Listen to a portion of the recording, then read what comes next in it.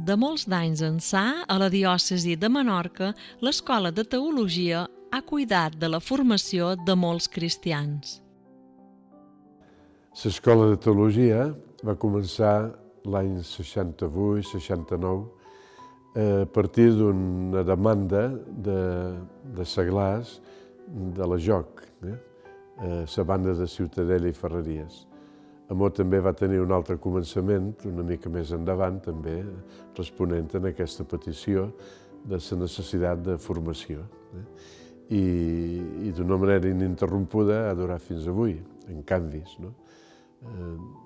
Tenia molta importància, abans de l'IDITEM actual, tenia molta importància els teòlegs o persones que convidàvem de fora. Solíem fer una jornada al Toro, quasi sempre, i amb un tema que fos molt d'actualitat, sempre dins el camp de la teologia o la reflexió cristiana.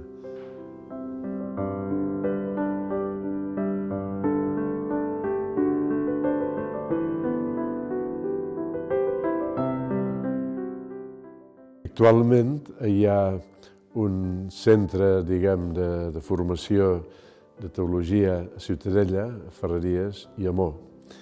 I les ofertes enguany van en sintonia, diguem, amb aquestes xerrades. Aquest any la relectura de les constitucions del Concili Vaticà II, aprofundir en aquests textos i aplicar-ho a la vida pastoral de les parròquies i comunitats. A Ciutadella, el que nosaltres aquí impartim, sobretot, diríem, hem fet el primer trimestre la Dei Verbum, que això és, diríem, constitució dogmàtica a l'Església, on nosaltres intentem, jo com allà és professor i tal, i després ells també com aquelles persones que també hi participen activament, o sigui, intentem que es tingui realment valor la paraula que ens deixa escrita Déu i que és inspirada a la Bíblia. Aposta, vull dir, durant aquest trimestre, octubre-gener, nosaltres hem intentat explicar revelació que és, inspiració que és, diríem, la gran importància que té que tota persona cristiana al manco pugui tenir un diàleg constant i íntim en la paraula que ens venim de Déu.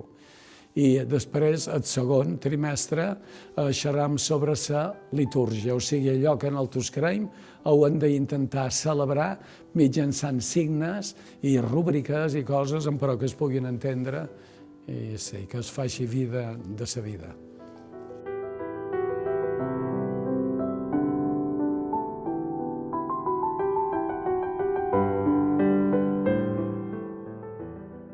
A més d'aquests cursos, imparteixen unes xerrades periòdiques.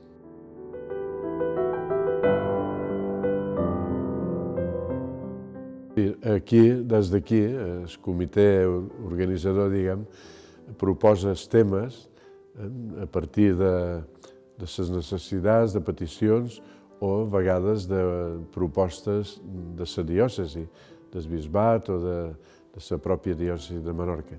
I a partir d'aquí, llavors, ens posam en contacte amb l'ISCREP, perquè té un conveni amb la diòcesi de Menorca. Hi ha persones que segueixen els cursos de teologia d'aquest institut i proposam allà aquestes temàtiques que volem estudiar en 4 sessions i ells ens cerquen, i les persones, els professors, que poden respondre a aquesta petició.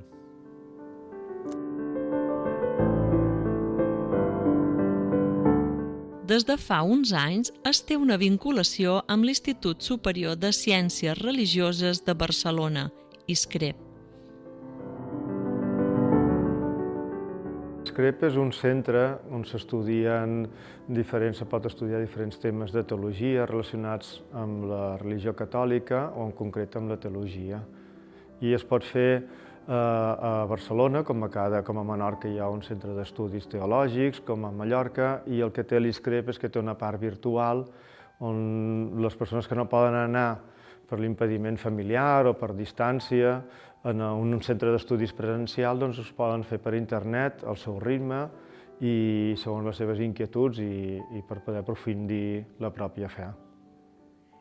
Un poc aquest document respon a que no hem de seguir tenint por a estudiar la Bíblia. Per què? Perquè jo penso que encara avui hi ha dues tentacions que marca... Bé, és valorar l'aportació d'un document del Concili Vaticà II, que es va fer el 1963 i que va suposar renovar totalment la manera d'entendre la paraula de Déu. I el Concili Vaticà II, en aquest document, el que diu o el que va suposar per l'Església és que la paraula de Déu, ja sigui tota la tradició de l'Església Catòlica com ja sigui la Bíblia, no ha de ser una cosa que ens faci por als cristians, sinó que ens ha de ser propera i que hem de disposar dels mitjans per poder-nos atensar i poder descobrir què ens diu Déu a nosaltres.